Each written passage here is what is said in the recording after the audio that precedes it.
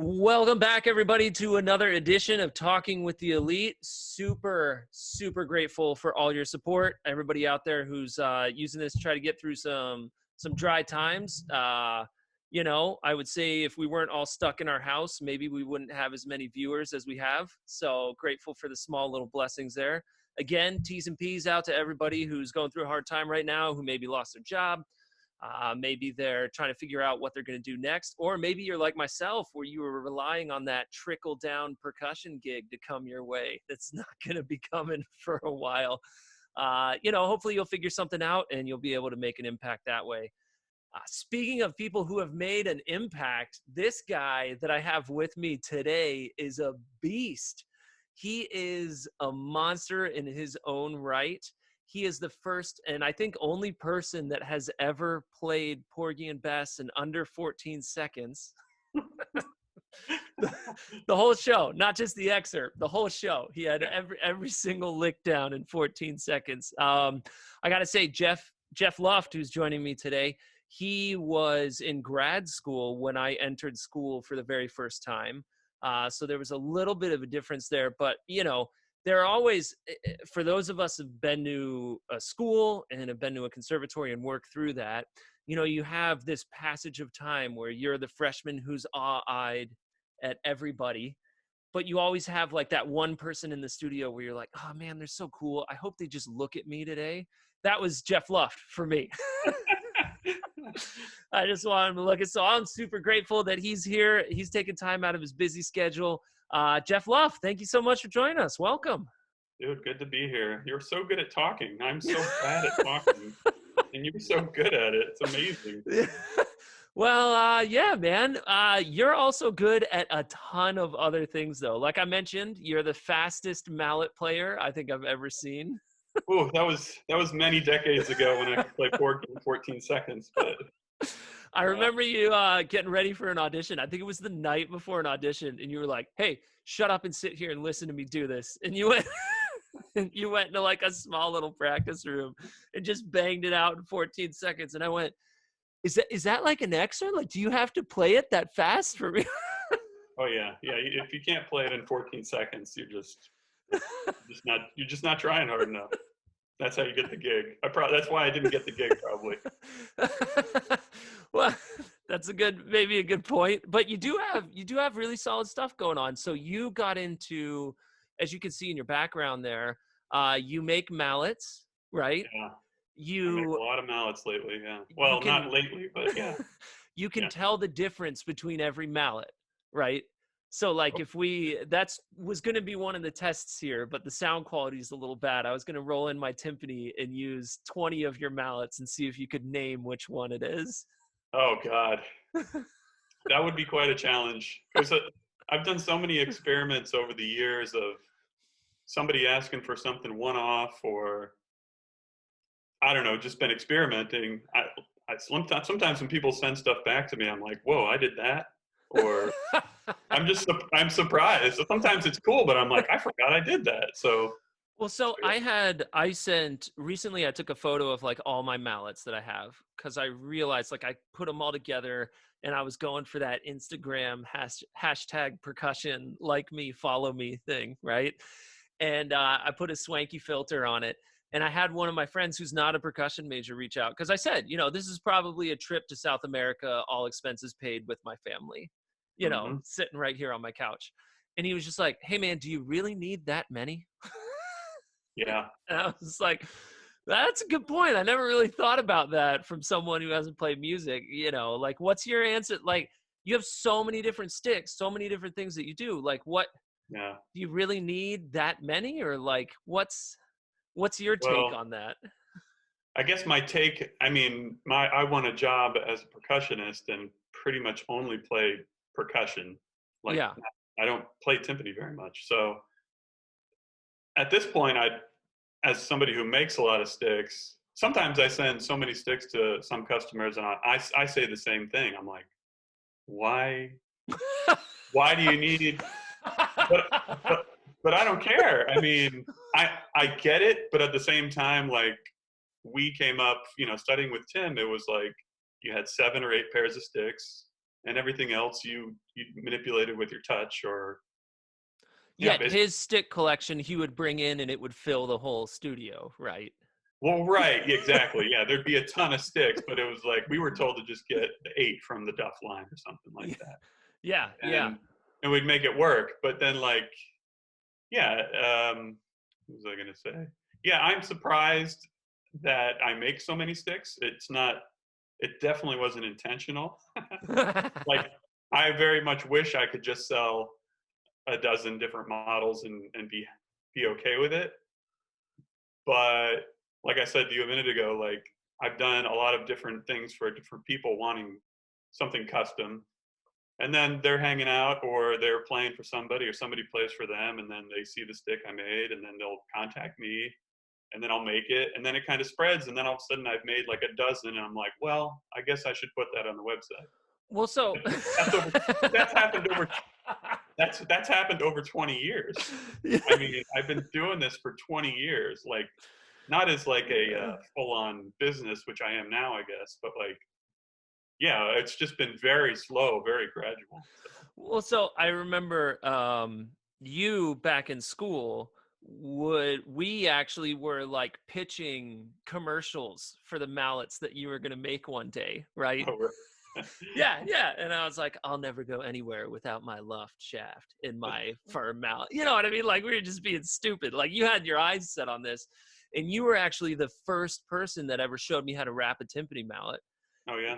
It was really cool because we were in the studio together, and you're sitting there and you're explaining everything. You got everything set up. You were sitting on the ground, like with your legs crossed, crisscross applesauce. And you're like, okay, so I take this and I take this. And I was just looking at you. I was like, yeah. And after about 10 minutes, I remember you looked up and you looked at me and you said, yeah, I remember the first time I heard this, I didn't write anything down either. And it was like, yeah. Well, you were just looking at me like, you're just going to forget all of this crap. Like, this is just wasted time. Even if you write it down at first, there's so many little steps. Like that's why people send sticks to me to rewrap, because, well, I'm good at it at this point because I've done a ton, but like, there's no remembering of things. Oh, hold on 1 second. I got to show you this.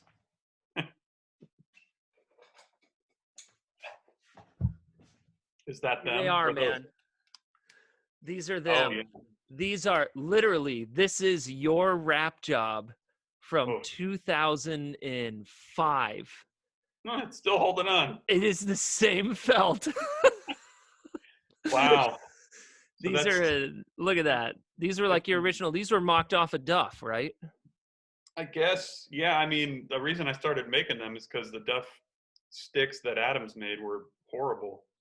Yeah. Or you'd get a good pair and then you'd order one from Weiss and it would be something totally different.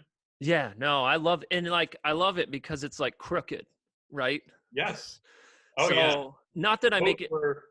Those were like me hunting down bamboo at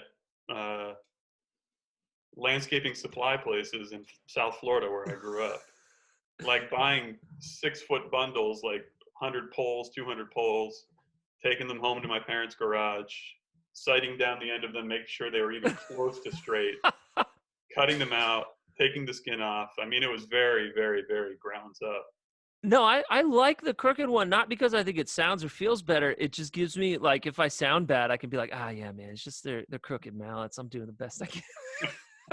Some of my earliest ones that I still have, when I occasionally play second timpani, it's like, they're not perfectly straight, but they feel great. And a lot of people from that time when I was making sticks that have them like those sticks.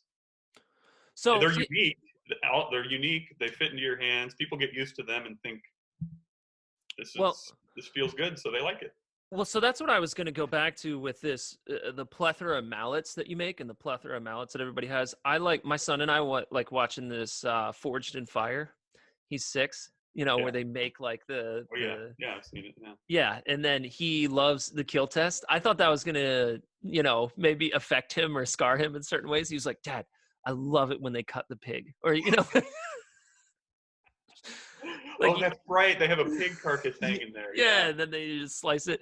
But I was comparing it to that, where I was just like, look, you have this weapon. You could have the same weapon, and it could be made like 17 different ways, and whether you're taller, shorter, the size of your hand, like everything contributes to that. Like it's a little bit almost more of a feel thing and a Mhm. touch thing as it is. It's something that like complements you, you know, and so it's cool that you have that ability to kind of do that research and the means where you can be like, yeah, here, I'll just make a ton of these, figure out which ones you like. And then, like you said, you just throw them up online, right?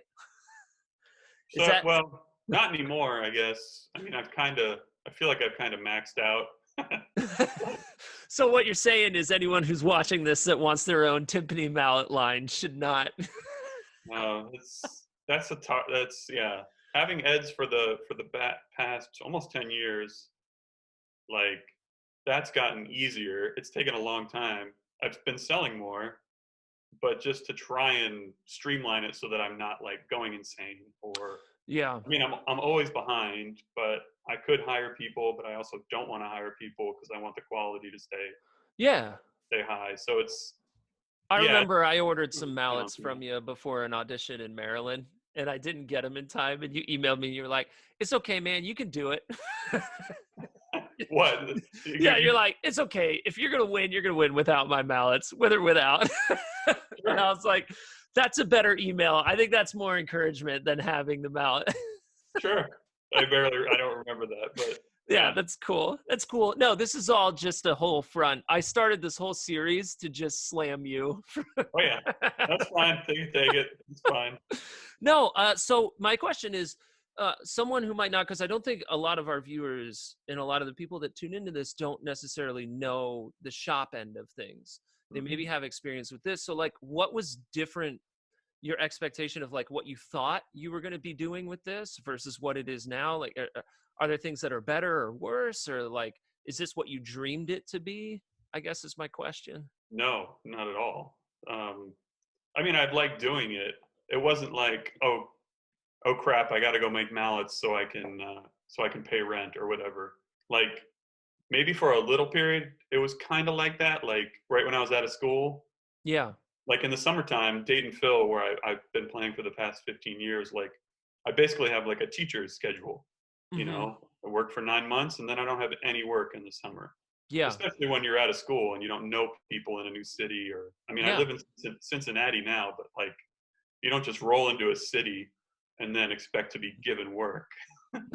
Well, I know Or some people who have behaved that way. yes, or you're instantly known as the jerk who thinks he deserves everything. I try not to do that. But yeah, Yeah. so I had to do something, and after I got married, we had a house. We rented a small house, and I actually had space to do it. I mean, that's part of the reason I think I got into it because it's pretty basic tools. Yeah. When I was doing stuff in my dad's garage growing up, it was a drill press, a box cutter. That's how I took the skin off the bamboo with a freaking box cutter, and sandpaper. Like that's it. And Yeah. then I'd make sticks on winter break, and I'd bring them back to Carnegie Mellon, and some people would buy them, and I'd be like, "Holy crap! I just made money." Your value to time ratio is maybe like $5 an hour, but you're like, no, I Probably. made money. Oh, but yeah, when you're in school, you don't care. You know, No, you're just making money. I made my money back like yeah. times three, probably. I don't know. So Yeah, that's that was probably the reason I got into it. But like, well, I like making things. I mean, period. Um, I've always kind of experimented making different things growing up, but yeah, I didn't expect to be doing this many sticks. But um, you know, people when people tell you they think your work is good, it's nice. You know what I mean? It's like well, it, so it's very different than playing like it's very different than being a musician and taking lessons all the time. I was just about to say, like, I'm going back to, you know, the experiences that we had in school, and it's like it was never enough, right? And you would go in, I remember some lessons I would practice, and we were all in the same system for a little bit there, and it was just like I wouldn't even go to bed. I couldn't go to bed. I felt guilty if I went to sleep, right? Like Yes. if you weren't sick and gaining massive amounts of weight, like Or you weren't losing. Yeah. working. Yeah, Yeah. or losing, like some fluctuation of the yo-yo from Curb Your Enthusiasm. it's like you couldn't do it. And so I remember that, and I would go into a lesson having worked the hardest I've ever worked in my life, and I would play something, and then they would just look at me and go, "Okay, what else?" And I go, "That's it. I spent so," and they're like, I mean, "You got to bring more to your lesson. This is embarrassing." And I'm like, "No, like this is," but then to finally have someone go, "Hey, that's really good." It's almost like it changes. You're like, "Okay, well, I'm going to do this because people like me when I do Yeah. that." Well, it's yeah, and even after you get a job and you're playing it all the time, like for the most part, you don't want people to talk to you. You know what I mean? If you're like if you're doing a good job, you don't really want people to say anything to you. I'm totally serious. Like I don't want the conductor to talk to me. I don't want anybody to say anything to me. That Oh, means I'm doing a good job. yeah. I thought you meant like afterwards, you're leaving the hall and people are like, "Man, he's so good. I don't want to look Oh, at him." no, that's not what I was thinking. Oh, I generally leave really fast because I want to go home. But yeah, yeah. No, no, I get what you're saying where it's like you're just playing and you're contributing in a way where like so it's not even on someone's radar. Like the yeah, conductor or the first violin, they don't have anything bad to say about you. right. And if you're playing cymbals, I don't really want a conductor to just. No conductor in their right mind is going to come back and compliment my cymbal playing. Like it's just not. It's cymbals. I mean, Not with you that just, you just want attitude, to they stay won't. away from them, huh? Not with that attitude, they won't. Yeah, basically. There's that. So, but so you play part time and you make sticks and you teach as well. No, I don't teach anymore. Oh, you don't teach. No. How long were you teaching for? Uh, like since right out of school until maybe 5 years ago. Okay. And I basically stopped teaching like about 5 years ago. so how was that transition coming out of teaching to into just playing and making like when you go to listen to music or when you see things or when you interact with this, do you still have this brain of like I need to critique it or I'm in feedback mode, or are you able to kind of wash your hands of that and just enjoy what's being done? Uh, I'm pretty good at just enjoying what's going on. I mean, you're always going to be judging. I mean, in a way, like how they do something, or if you see another percussionist play something, how they did that. Either you might like it or be like, man, why didn't I think of that? That's like the best idea ever. Like I have no problem, yeah, enjoying music for So the most part. I mean, I think that's really great. And I think that's one thing that I also like about you as a person throughout this entire time that I've ever known you, is that you were always, I felt, on the supportive side. Like, Hmm. here's this freshman who can't play, who is tall and gangly, and by all means an idiot. That's me. Are you still getting taller? I swear to God, man, It's the camera. amazing. It's the camera angle. Good, It's good. the pleats. It's the pants. Yeah, the pants So, flattering. Yeah. but then the issue was it felt like, and this might have been because you were dating the person that you ended up marrying in grad school, right? Uh-huh. She Uh-huh. was a dancer, if I'm not mistaken. Yeah. Both of us have married dancers. Uh-huh. Both of us use those dancers on our recitals. Ah, very true. Yeah. And so it almost felt like you weren't threatened because you had your own focus and your own goal. And I think it's interesting because you can see these teachers and these people and these influencers, and you're even in a position now where when you're making sticks, you're helping other people sound better, Mhm. right? It's not Yeah. necessarily about I need to do everything I can to win. Like Yeah. you have some people who would take timpani auditions and they jack up the gauges when they were done playing and they're like, screw everybody else, everybody should Yeah. have the hardest time possible. And it's just like, you never get that vibe from you, Oh, you okay. know, and it's really cool to have that feeling of like, I think that's a payoff of that you now get to enjoy this thing that you've worked at so hard for, where if you go in and maybe someone misses a note, you don't walk out of the performance going, oh, I can't believe they did that. They shouldn't have that job. I know 1,000 other people who could play that perfectly, which I do hear from some people. They can't break away from that. Yeah. That's Yeah. really That's tough. well, just being nice to people in general is a good, especially when you're, when I first got to school, there was, you know, it's not like people are trying to vibe you, but people have been there for a while. And then some people are really welcoming to new people, or they forget how hard it is to just be somebody new at a completely new place. And Yeah. I really didn't forget that. I mean, I know how challenging that is. Like, all I wanted to do was practice and disappear. Like, that's all I wanted to do at school, just practice and then disappear, because I was so nervous and so scared of everybody. But yeah, so I mean, I guess that's part of it. Having good parents, that was very helpful. That were kind to other people. We All used right. to do runs to the local music store, and it was always kind of like, "Hey, I'm going out here. Do you need me to pick anything up? Like if people needed sticks or something like that, or like, oh, I was Oh. looking for this parts for snare." And I remember I turned to you, I was like, "Hey, man, I'm heading out there. Do you need anything?" And you were like, "Yeah, a 4-inch Philharmonic." You- and I was like, "What is it?" Yeah, I just need a 4-inch Philharmonic. If you could pick one up for me, bring it back to the Yeah. studio, that'd be great. Yeah, just tell Jack to put it on my tab. Yeah. Yeah. Sure. But it was like that sense of humor and that wit that I think sustained a lot of not having that bad vibe in the studio that we were in. That was great. Yeah. Have you Cool. noticed, like, how's the balance? You now have a kid, right? We have a kid. How old's your kid? She's 3.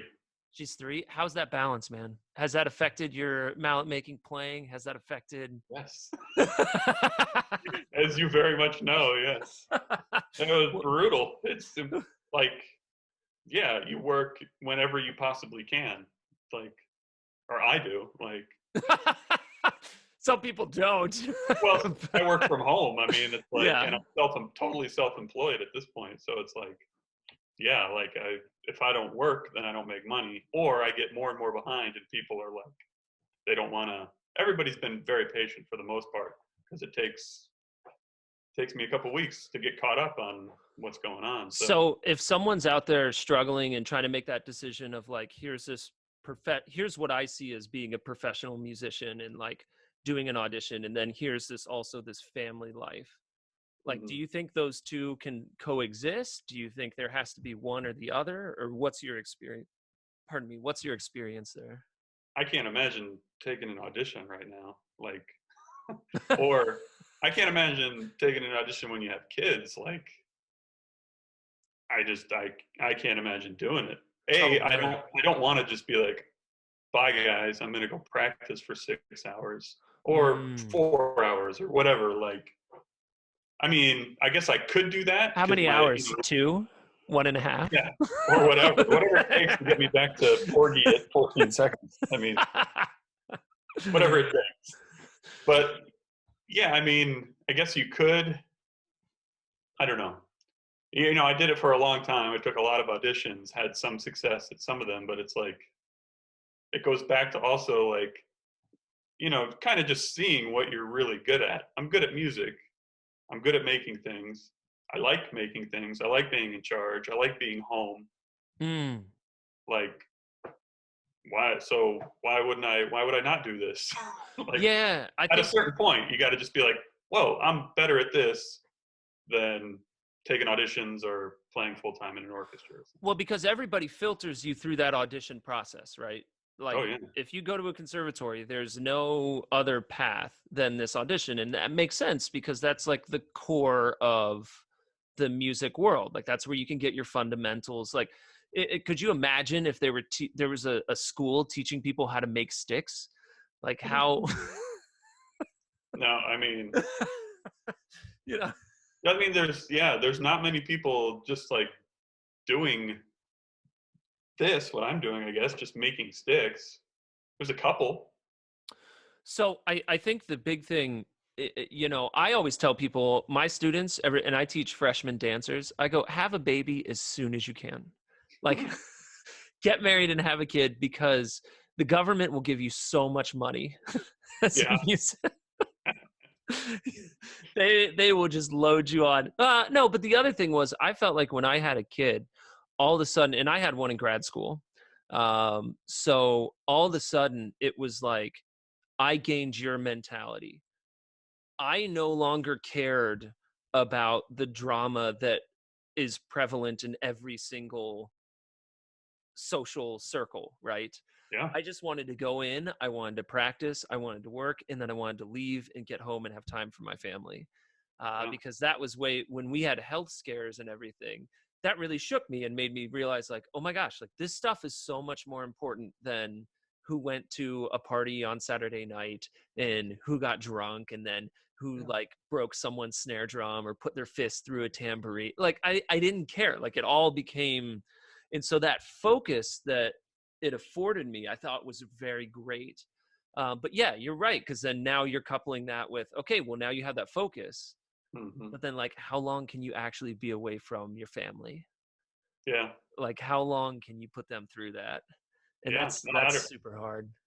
Yeah. Or, also when you're married, you have a partner, it's like, they have a life too. And you establish roots in a place and you're just going to be like, yeah, I think I'm going to, maybe take this audition over here. And for 15,000 a year, well, let's or move even if over to the it's, West Coast. yeah. And even if it's a good paying gig, if you go to the good paying gig, it's generally in a higher, more expensive cost of living. So sometimes you're just like, things are good. It's okay to just be like, things are good. Like things are fine. Do you feel that you've achieved what you were setting out to achieve when you were in school? No, I mean, I guess, when we were in school, it was like, man, everybody here has got to get a top 5 job. I mean, that was like the mindset we all had, which is just totally unrealistic. Yeah. But yeah, it wasn't like I wasn't always in school being like, I need to be in the top 10 orchestra or something like that. I just wanted to improve. I wanted to be good. That's it. And if I want a job, great. It was never like I think I'm actually happier now being in charge of my own business and having the respect of, or it feels like I have the respect of a lot of people for what I do and the product that I put out. So I think that's super amazing advice that I don't think gets said enough. I can personally say that I have never heard anyone except for my wife say bad things about you. Like mm-hmm. you're Yeah. everyone Fine. everyone that I've talked to loves you. Everyone I've talked to has an amazing amount of respect for you. And I sit there and I think of, if I'm talking about using my talents to change and influence those around me, like the position that you're sitting in is doing that. And it's doing that very well. And you're contributing in a positive manner to the percussion world, And so I think having that mindset of success doesn't necessarily mean that top 5 player, while that is a form of success. Like there's all these other different options, and I feel I put you on the same pedestal, and a lot of people that I talk to put you on that same pedestal where like you're part of the unaccessible. Like, dude, that guy's got a website. He sells mallet. I know. He works in his basement. But I would say, there it is. Look at all that felt. Oh yeah. It was all on the timpani before this, so I moved it. Timpanis aren't a table, man. Come on now. So I would say that's the one thing that scared me away from timpani. Not necessarily scared me away from an orchestral job, but made me realize that maybe that inner voice that's inside of me is somewhere different. Is I too I want to have more control. Yeah. Like when I go play on stage, I want it to be about me. When I go, like I remember one of our friends, he said back in, that was in school with us, he was like, I could be totally comfortable just playing timpani behind the orchestra, knowing that I held the concerto together without getting any of the credit. And I was like, dude, I am not gaining 50 pounds my freshman year and getting sick 4 times this fall so that no one knows that I'm in the back of the orchestra. I am going crazy because I want all of the attention, right? And so yeah, I don't know who said that, but I don't want any of the attention. I really don't. I really don't. I totally don't.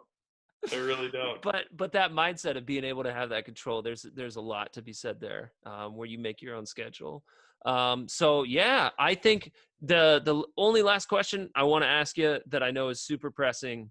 How do you feel about these killer hornets that are taking over America? I mean, if I see one, I'll probably start screaming, very high pitched squeal, and then take my daughter and use her as a shield. Okay. But I can't believe the size. I mean, The they're size like of a 3-year-old. they're the size of my 3-year-old's foot. I mean, it's crazy. All right. I don't. You heard it here. This is a hot take that, 5 years from now when there are overlords, we'll Yeah. splice up and we'll make sure to play for them.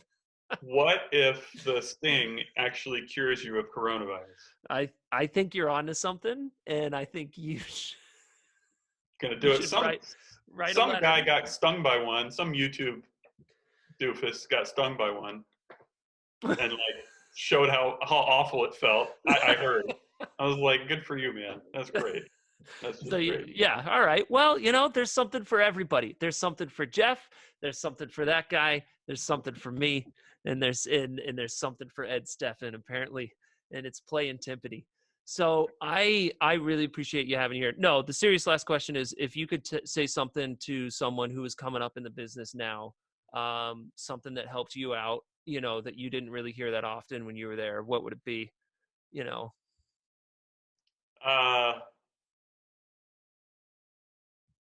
I mean, probably to be patient.